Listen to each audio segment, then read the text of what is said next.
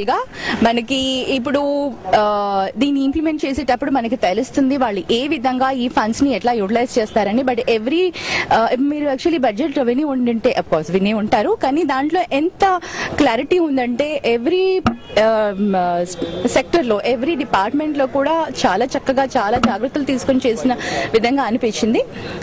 కొంచెం కార్పొరేట్ వాళ్ళకి కూడా అది ట్యాక్స్ తగ్గించేసరికి కొద్దిగా నెగిటివ్ వచ్చినా కూడా బట్ ఓవరాల్ గా మటుకు ఇది చాలా బాగుందండి.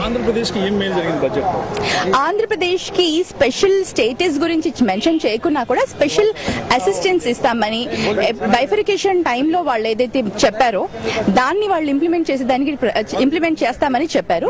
అది ఏ విధంగా చేస్తారో అన్నది క్లారిటీ లేదు కాబట్టి ఎండ్ ఆఫ్ ది సెషన్ లోగా క్లారిటీ ఇస్తామని కూడా చెప్పారు. Most probably by then will come. Compare to all the previous budgets తో కంపేర్ చేస్తే definitely we are happy with this on this. Railway budget చాలా వేగ్ గా ఉందండి. రైల్వే బడ్జెట్ ని ఈ బడ్జెట్ తో కంపేర్ చేయలేము. Railway budget is very vague.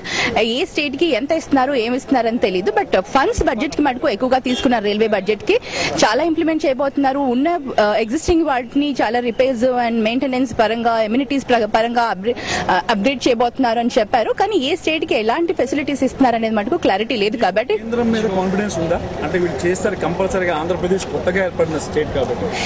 Definitely they will do some kind of special assistance అయితే డెఫినెట్లీ ఇస్తారండి. తప్పకుండా